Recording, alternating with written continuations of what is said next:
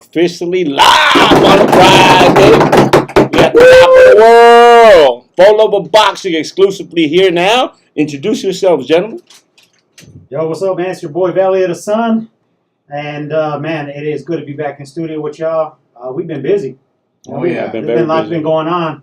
It's World Cup season right now, but, man, this might as well be the boxing capital right now because there's so much shit going down in the Phoenix area. We got lots to talk about last week. We got lots coming up tomorrow, and we got lots coming up in the dang near future. So welcome to the 4Level Boxing Podcast. Again, like I said, this is your boy Valley of the Sun. Some who know me as Jerry. And, man, I'm ready to rock and roll, man. Let's talk some boxing. But to my left, my hit man, partner in crime, right here. My brother from another. Let him know what it is. Yeah, boxing fan, what it is, what it do. It's your boy Robert RTU representing that 4luvofboxing like I always do. Ironically, I'm not running anything that's 4luvofboxing, but I say represent the brand, hustle and ambition, LP. The list goes on and on. We do what we do. We're serial entrepreneurs. But we here, we're doing our thing. And yes, it's been a busy last couple of weeks here in the Valley. We're doing our thing. Not just us, the city. The boxing peoples, man. I mean, I'm seeing all these familiar faces. I'm like, God bless. Hey, what's up, man? I just saw you 2 days ago. We're doing our thing. We're going to get to that stuff, man. But, man, go ahead and introduce yourself, my guy. It's your boy Chemo, representing legendary players, 4luvofboxing, Hustle's Ambition, Hip-Hop Quotes, the band of many brands. Happy to be here. And the Trubs side piece. Hey, man, look, we're going to get right to it, bro. Big fights that happened last weekend, right?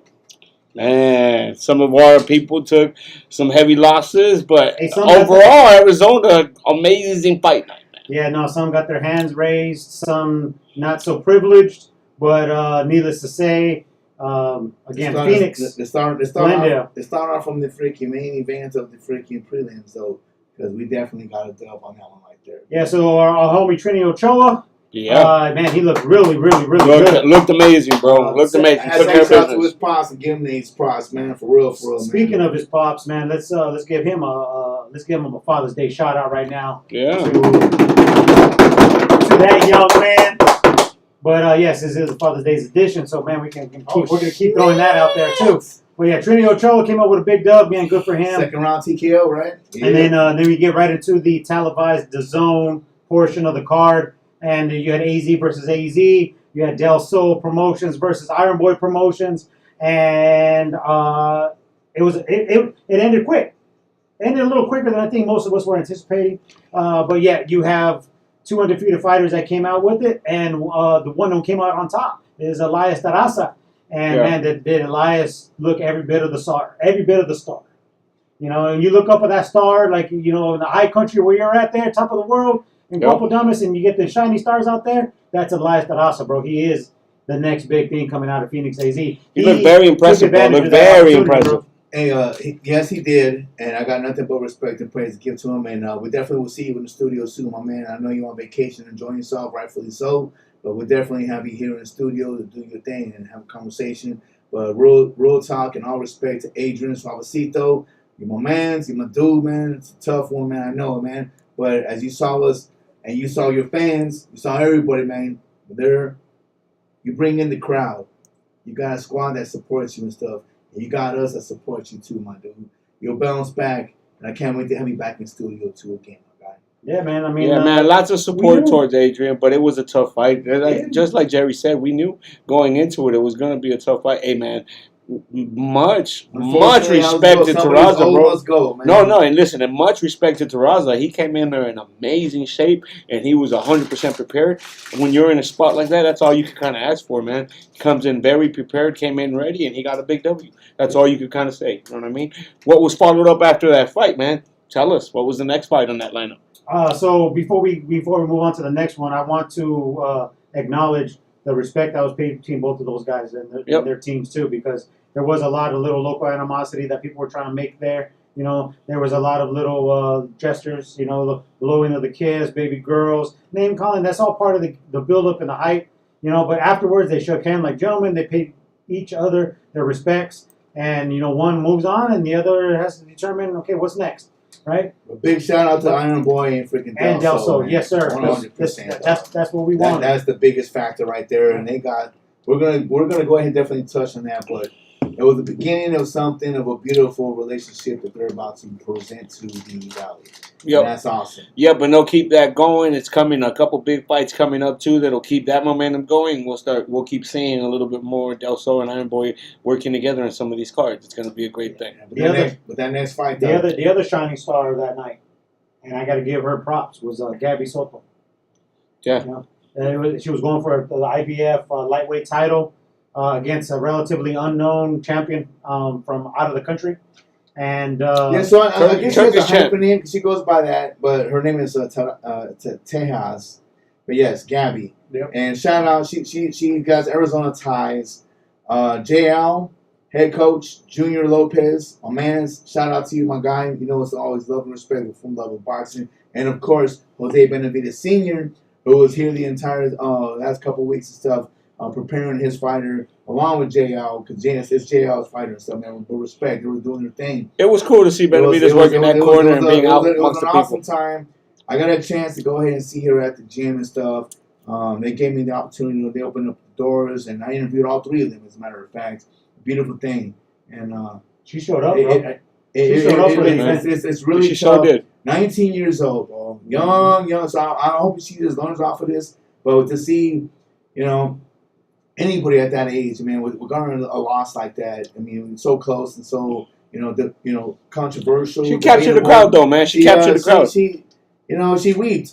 And I'm not trying to sit here and make fun of her, but it's just, it hurt. It really hurt to see such a young, nice, kind individual just have her feelings really crushed. I mean, when you really look at it, it was a close fight, bro. Close fight. Super close fight. And I've seen a lot of people talk about stuff, but, it was a close fight.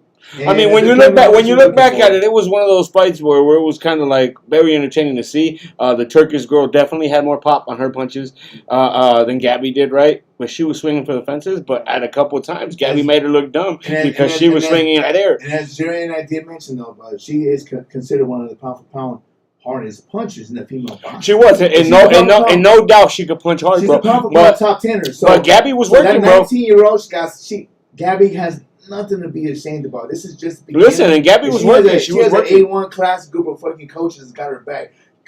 I've known Jose Sr. for many of years.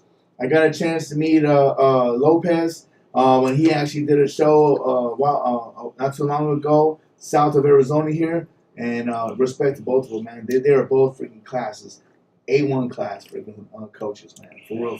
Then when we see, what happens next for Gabby, and what happens next for Suavecito, because that's what will determine, what kind of fighter that they want to be. The bounce back is always sweet, man. The bounce back. That was what I told Adrian afterwards anyway, too, man. It's just a speed bump, and now you get a chance to kind of rewrite your own path, and you still got to work it there. And he was very conscious of it. He also understands not everybody gets a crack at that big stage like that. So with privilege comes great effort that you got to put through, and we'll just get in line again and do it again. It's Father's Day weekend, so shout out to Adrian Suavecito Rodriguez, bro. Happy Father's Day.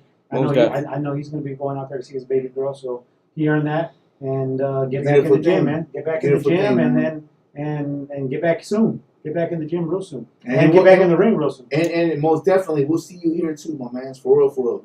I know you're a fan, and you be following us and be watching us, bro. All love and respect, no matter the outcome and stuff, man. We still got your back 100.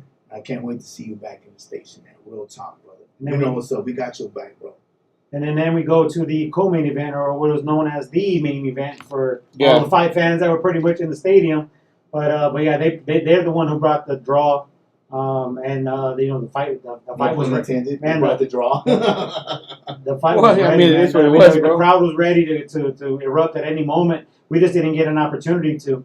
And we're talking about Cardenas and Martinez rematch, and Arturo Cardenas, it's Robert Garcia Boxing Academy. Give respect for his dude. They came in ready. He looked better than he ever has. He's fighting here 3 times already. And I think that's the best version that I've seen of Arturo Cardenas. So props to their team for making the proper adjustments and getting them right. I think some of what he did not necessarily frustrated Jordan, but I think it gave him enough to think about that maybe they didn't consider going into camp. Maybe they just thought that they again too. Maybe they were worried about trying to give them something different, but and it kind of flipped the script on them a little bit. But again, too, as soon as we saw Jordan after the fight, he was just like, In good spirits. yeah, I mean, like again, he took it like a true pro, and he's just like, you know what, man? I heard on an interview when he was walking out. He's like, I'm a ghetto boy. I'm a ghetto boy. I'm 23 years old. I'm not even supposed to be here on this stage. But at I'm this on the point, you know? limelight. I'm on the zone. And listen. In here we like dropping them little nuggets. Oh, Hey, wow. he'll be Love back. and He'll be respect. back in the ring July 18th. On 4 that, weeks. yeah, that's how much of a champ he is. He's Yeah. getting right back on it, and he'll be right back in the ring very soon, July 18th. Man, we'll be there ringside, bro. We sure will. Man, So I do want to chime in on this real quick. So I got a chance earlier this week to speak to our buddy Danny. Danny Barrios? Yep. Who was out there, doing his thing. And he's in Philadelphia with the Garcia, Danny Swift Garcia, and he actually got a fight coming up on the 24th, I believe. Well, he's not out there yet. So no, he's not out there. But I'm saying he's going to have a fight out there. Yeah. But I talked to him and asked him about that fight because his lone defeat is also with Cardenas as well. Correct. yeah. And I asked him about it. That he took fight that day too? He was like, yeah, I want to get that mofo too. And I was like, yeah, man, we need to get that dub. AZ, that is. We can't let this mofo make this freaking his home away from home. But, hey, shout out to my AZ people. That's all I'm going to say. You know what I mean? Shout out to all y'all. And Cardenas did work, bro. I mean, that is what it is. He got ready. He did work.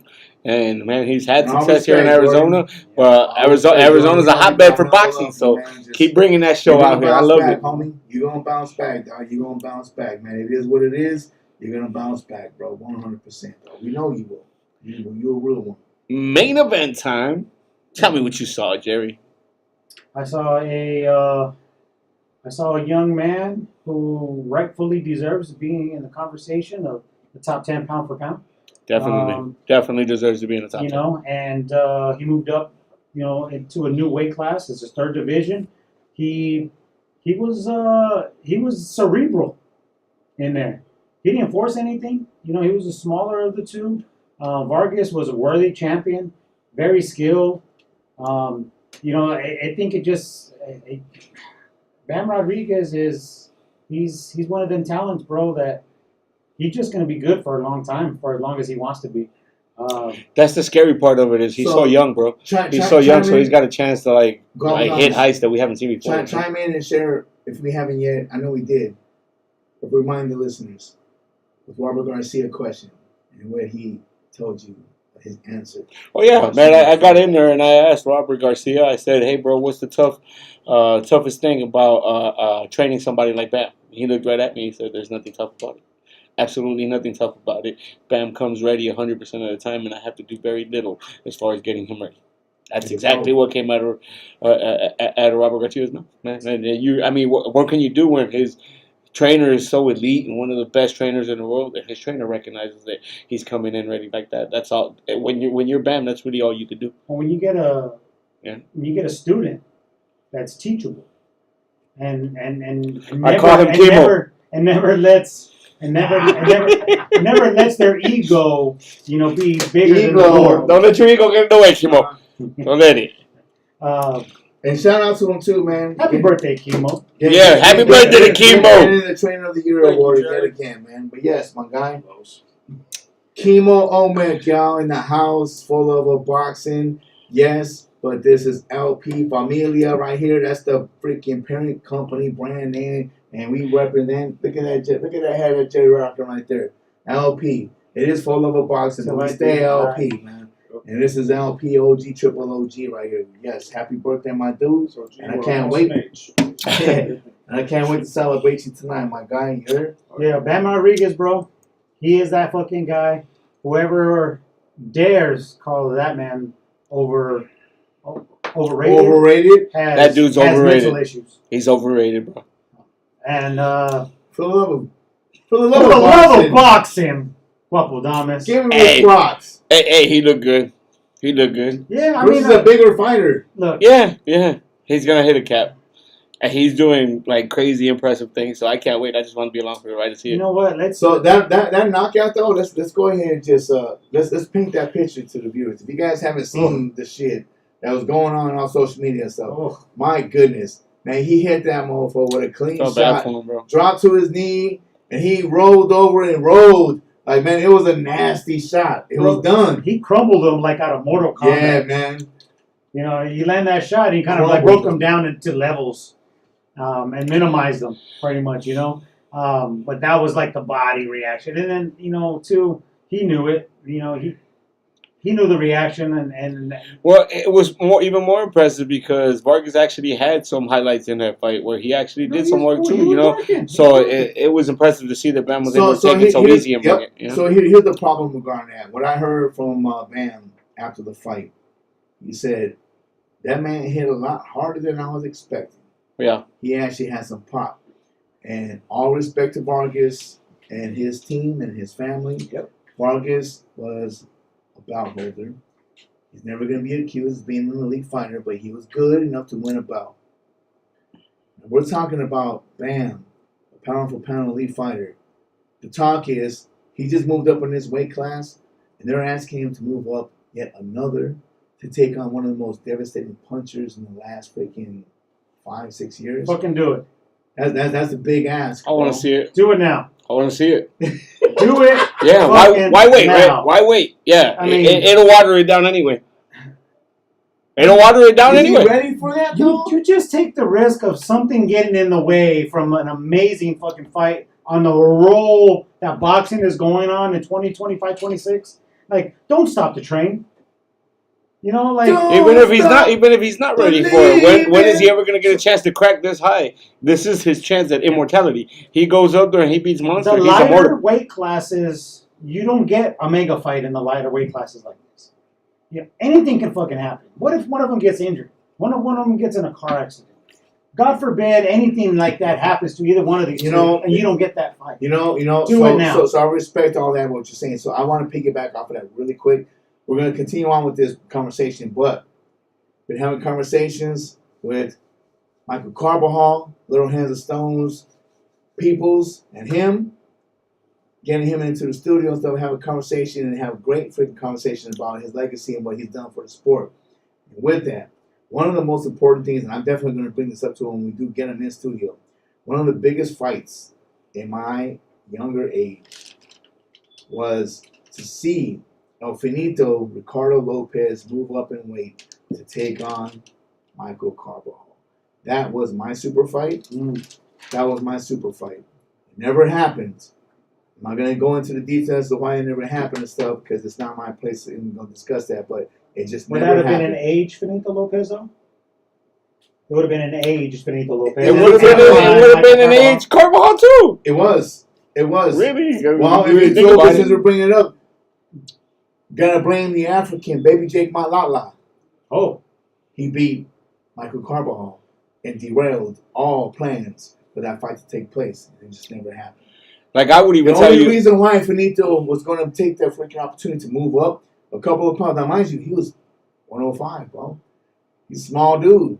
He's got to move up 3 pounds or whatever the case to make that happen and stuff. Hey, bro, it just didn't happen. Sometimes it happens like that in boxing, bro. I give a big shout out to Bulldog Scotty Olsen, who should have gotten a crack at Carbajal 3-4 years before he actually got the crack with him too, and that would have been a much bigger fight. They actually had the fight happen, and it still was a fight that was fire. But 3 years earlier, that fight would have been amazing fire. Bro. You know what I mean? So it is what it is. All love to the Bulldog, Scotty the Bulldog Olsen. Yeah, big shout out, I've been a big fan of that mofo too, man. Big shout out, man. You've been making a lot of Hall of Fames recently, man. Big up. Congratulations. Hey, but no offense, though, my guy. It didn't matter what time in your freaking career. Michael Carbajal was just him. No offense. It was, man. It was, man. Something that might be a little controversial because where we're from, but Michael Carbajal and Finito Lopez got it on, bro. I feel for Michael Carbajal.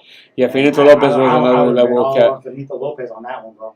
I mean, don't get me wrong. I would love to see it, and I think so. It's a 60-40 kind of fight for me, but I would be all in on Finito I can't Lopez. even be mad at you about that, dog, because we're talking about the greatest flyweight of all time. And we're talking about arguably the greatest strawweight ever to walk the planet. Two of the greatest small men that ever freaking walked the freaking planet and laced gloves. Amazing fighters. And both of them, respectfully, at one point, were in the top 10 pound for pound. I think Finito was in the top 5 at one point. That's what. Oh no, makes Finito it. definitely was. Carvajal was definitely top 10 too as well. Though. Oh no, Carvajal did his thing. But the thing is this, so that would have been for me. Finito moving up in weight, I think would have been an advantage. Carvajal, okay, and that was definitely an advantage I was kind of banking on. I was hoping there's something. I was like, man, get this mofo out of the way, and man, that's some of those fantasy matchups you never get to see, but that's the great sport of boxing that makes you have a question about it, and that's what provides the banner, man. There it is, though. 4Love of Boxing. That's half of our show today. Make sure you're tapped in here in about another 10-15 minutes. We'll give you the second half of this live show, but for now, we're taking an intermission, so we'll see you back here in a little bit. TV time Yeah. 4Love of Boxing at the top of the world.